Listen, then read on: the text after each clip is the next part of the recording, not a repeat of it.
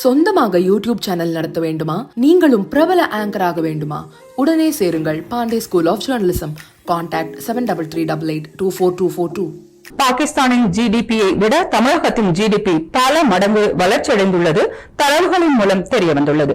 1995 ஆண்டு நிலவரப்படி பாகிஸ்தானின் ஜிடிபி 1.95 லட்சம் கோடி ரூபாயாக இருந்தது. அப்போது தமிழகத்தின் ஜிடிபி 64,860 கோடி ரூபாயாக இருந்தது. 2000ஆம் ஆண்டு பாகிஸ்தானின் ஜிடிபி 4.33 லட்சம் கோடி ரூபாயாக இருந்தபோது தமிழகத்தின் ஜிடிபி 95,373 கோடி ரூபாயாக இருந்தது. இது சில ஆண்டுகளாக தொடர்ந்து அதிகரித்து வந்துள்ளது. நரேந்திர மோடி பிரதமராக பொறுப்பேற்ற 2014ஆம் ஆண்டு பாகிஸ்தானின் ஜிடிபி 16.44 லட்சம் கோடியாக இருந்த நிலையில் தமிழகத்தின் ஜிடிபி 7.34 லட்சம் கோடி ரூபாயாக உயர்ந்தது. ஆனால் அதற்கு பிறகு இந்த இடைவெளி குறைய தொடங்கியது. 2019ஆம் ஆண்டுக்கு பிறகு பாகிஸ்தானின் பொருளாதாரம் குறைவாகவும் தமிழகத்தின் ஜிடிபி அதிக வேகத்திலும் வளர்ச்சி அடைந்தது.